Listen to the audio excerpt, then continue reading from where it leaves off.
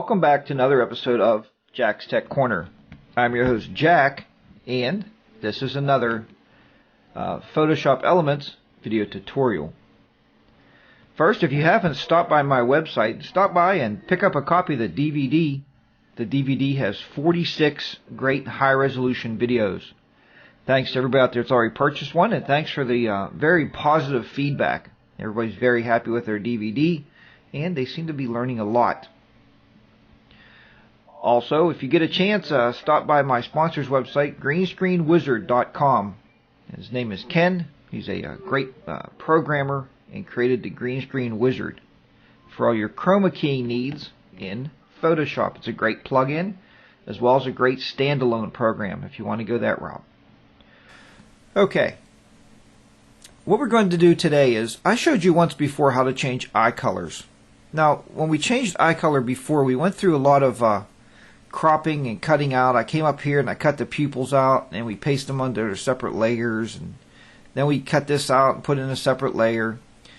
And you know, I had some people email me and say, Jack, that's okay, but you know, that's going to be that's a lot of extra overhead, or makes a bigger file.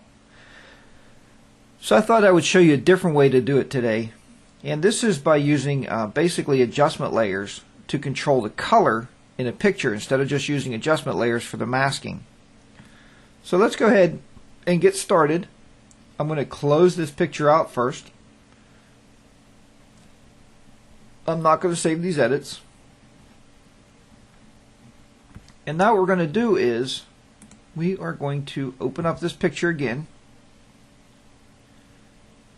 We'll open this picture right here. And we're going to open that up in our full editor. Now at this point, I do a Control-0, and we can start working on adjusting this color. Actually, that's a Photoshop file. Let me get out of this one. I know. People say, yeah, Jack, it's live recordings, and you're right. Sometimes it's a live recording, and sometimes that's what happens. Let's see if we can just open this file. There we go.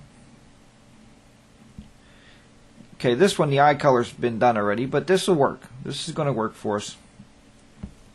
So let's go and do a Control-0 and open that up. Now, the first thing I like to do before I work with any file is, you know it, duplicate the background layer. Let's do that first. And then I just shut this one off. Turn the visibility off. And what we want to do first is, we're going to zoom in on the eyes.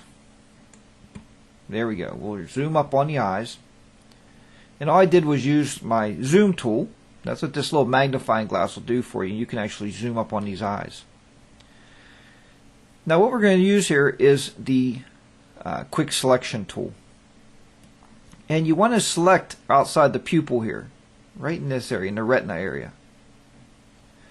So the first thing we'll do is click on the Add button.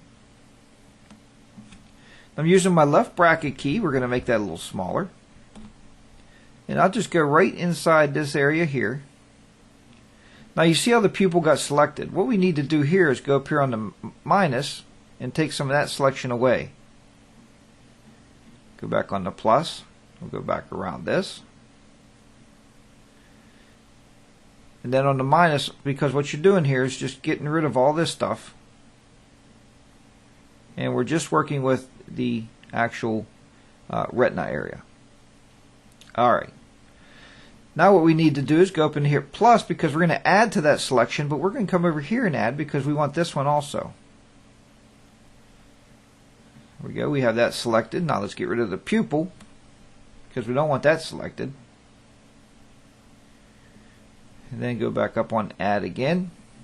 And all you're doing is just making a selection here.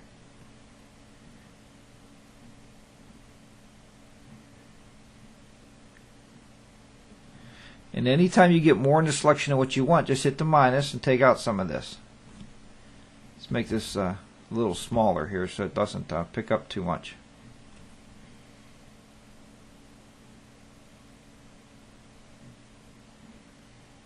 Alright, we'll get rid of this.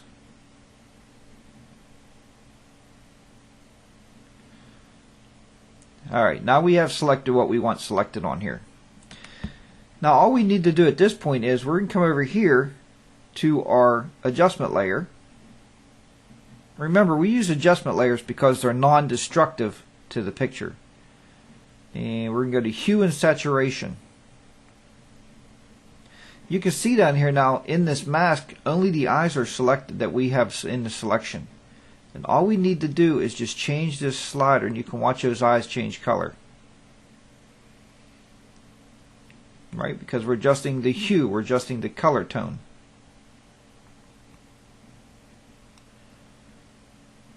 You don't want to get them too dark, blending in with the pupils. You want to give them definitely, make sure they look offset from the pupil. We'll leave them We'll leave them blue, and then you can change your saturation to make them even darker. You can lower the saturation, and you can change the lightness of it. So you can blow them out, make them real dark. Just try to blend it so it looks really good. There we go, right there.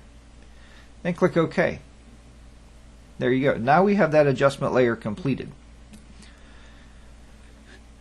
Now what we're going to do here is we're going to go down here and we're going to work on the lips. You can also use this to change lip color. It works very well. Let's go up and click on the selection button here. And we are now going to select the lips. Just come right around here.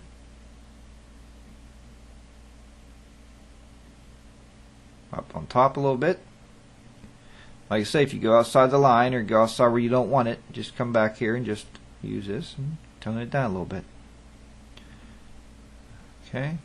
And use that left and right bracket key to adjust your brush size. So you can work on that to adjust the brush size up and down. Then go down here and we're going to do it again. We're going to go onto our adjustment layer and go down to hue and saturation. Now if you notice there we just have the lips selected. We can actually change the color of the lips.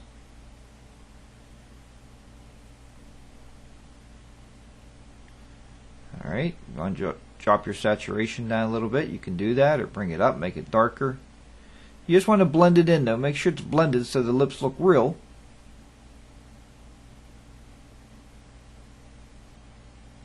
Just like that. Now to see the whole effect, what you have to do is click on View and Fit to Screen. There's your whole effect. Now, what's another reason for using adjustment layers instead of just, we could have just went in here, selected that, and used a paint bucket. But what happens when you use a paint bucket tool or a brush tool and brush the color on?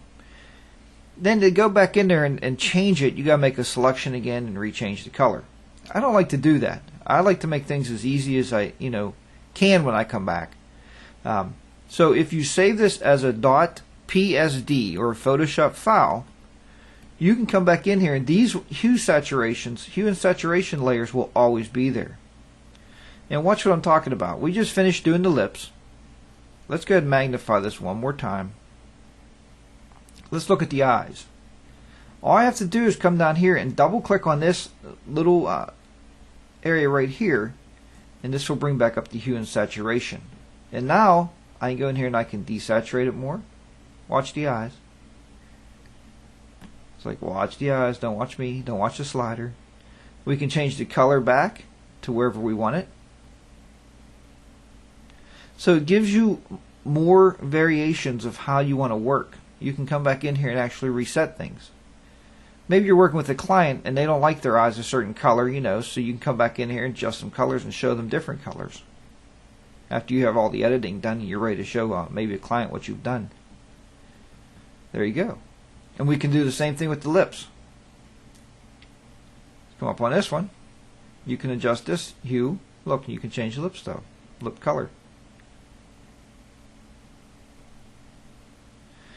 And there you have it. That is how you use adjustment layers to actually change colors. And I like using this on smaller areas. I don't use this to change colors of like cars or maybe a house or a wall or something like that. But it's nice when you're using it for detailed work like this and working in these different areas. It works out very, very well. So thank you very much for everybody watching the videos, and I hope you've enjoyed this tutorial. If you have, click on the little subscribe button that you see to the right of the video, and that will subscribe you to my YouTube channel. Whenever I post any new videos, by all means, they'll be there waiting for you, and as soon as you log in. Also, if you jump over to jackstechcorner.com, you can sign up for the forums. There's a lot of people in there giving great ideas back and forth. Don't just sign up and never check back in. Sign up, check back in, post your questions, or if there's something in there that you know the answer to, by all means, definitely jump in there and give the answer to it. I mean, it never hurts. Everybody's free to do that. Or if you have questions for me, or you want a certain video done, you can do that by jumping on the home page, jackstechcorner.com, and there's an email link now. You can email me straight from there, or post a comment, or send me a message through YouTube. I answer them all, so it's very easy to get a hold of me. Until next time, keep those shutters clicking, keep the editors editing. I'm your host, Jack, and I'll see you back here very soon. Bye for now.